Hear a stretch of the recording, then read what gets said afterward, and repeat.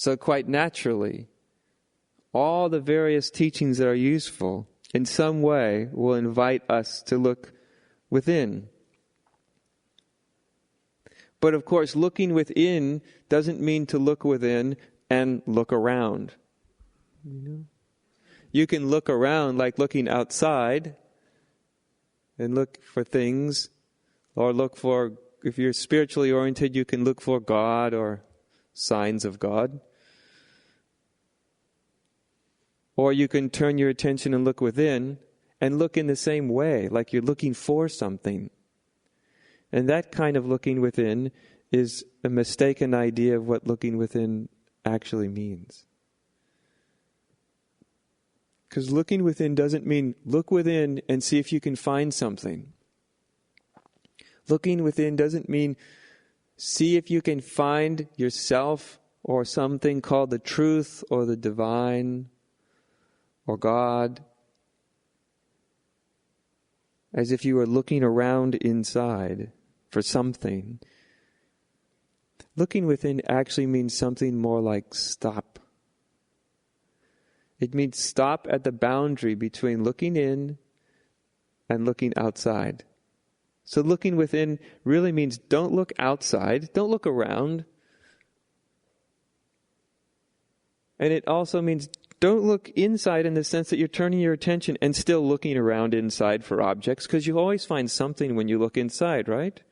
You'll find a thought, you'll find a feeling. If you meditate long enough, you'll start to find all sorts of wild mystical things. You might have a vision, you might have, who knows? You might have a light show inside. You might visit a different realm. Who knows what will happen? To look within there's just as much to see as to look outside. But looking within doesn't really mean looking for something. It actually means it's just an antidote. It's like a medicine when we're focused on exteriors. To say look within is a medicine. It's like giving someone has the flu, so you give them a medicine to cure them of the disease. When our disease is always looking outside, constantly looking outside, then the medicine is look within. But the medicine is not the same as true health. If you're given antibiotics to cure some bacterial disease you have, and you say, well, the antibiotics cured the disease, and real health is to stay on antibiotics my whole life, you've missed the point, right? So if look within actually means to just stop looking without. And look, it's to stop right on that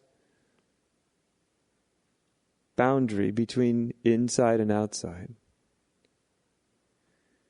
And when there is a stopping at the boundary, so you're not searching for something on the outside and you're not searching for something on the inside, as soon as you stop at the boundary, then inside and outside stop making sense. That there really isn't an inside and an outside.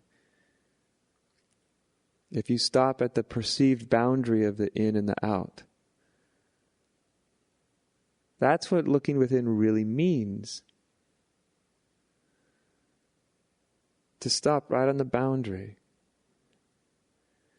Because if you take it farther than that, and you go on the other side of that perceived boundary, and you're looking within in the conventional sense, it's just narcissistic. That's what it is, right? It's just narcissistic. You start looking at all your own junk. Because usually for most people, actually the exterior environment, as polluted as it is much cleaner than most people's interior environment. And that's the real ecological disaster.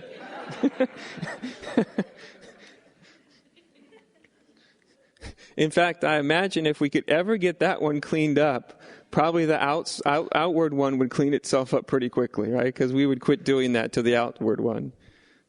But if inwardly, we have an ecological disaster going on, we're going to project it all over the place, unfortunately. So that's one of the dangers of spirituality, is it because spirituality it's always talking about looking within, but it's a danger because looking within can easily become narcissistic, right? Totally self-absorbed. Which isn't wrong, by the way. I mean, most human beings are totally self-absorbed no matter where they're looking, but it's just sort of a fact. But when you understand, looking within doesn't mean looking necessarily into your inner environment. There's a time and a place for that, of course, and a usefulness for that. But that's not where we're going to find the truth of what we are. That's not where we're going to find the real underlying reality. We find that at that stopping place, not outside, not inside.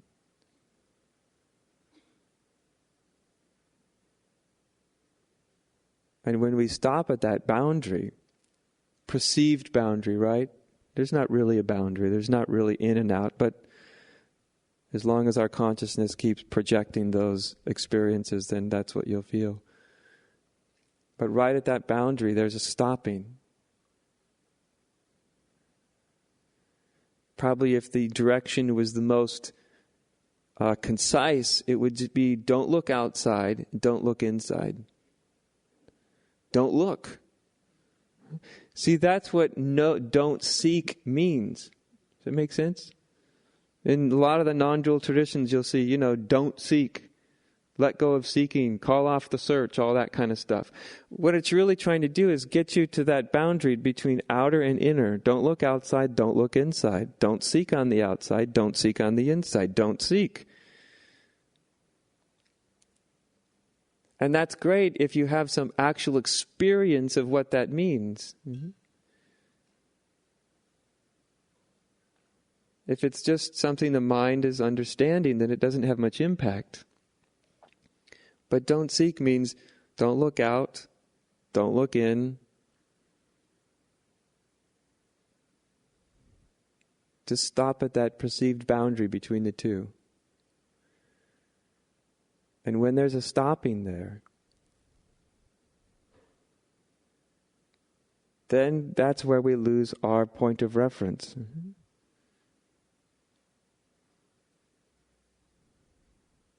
Because at the boundary, we lose our perceived little world. Right at the boundary, it all falls apart. Right at that boundary, there's the collapse of what should and shouldn't be. Who I think I am, who I imagine myself to be, what the world is, what I think about you and others. At that boundary, you notice if you actually stop right at the boundary between outside and inside, it's totally still.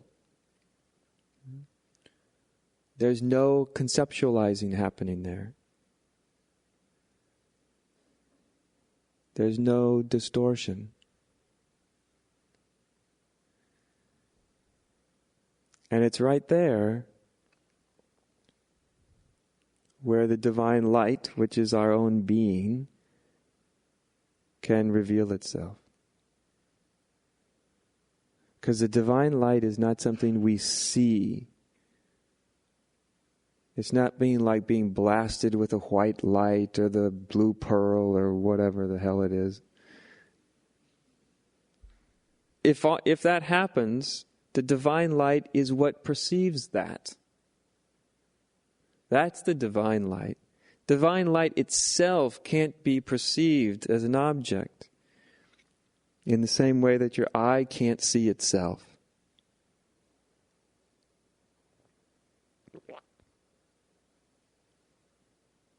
And it is true, of course, ultimately, that the divine light, is all things, everywhere, it's all one. But if you jump there too quickly, then you miss something vital.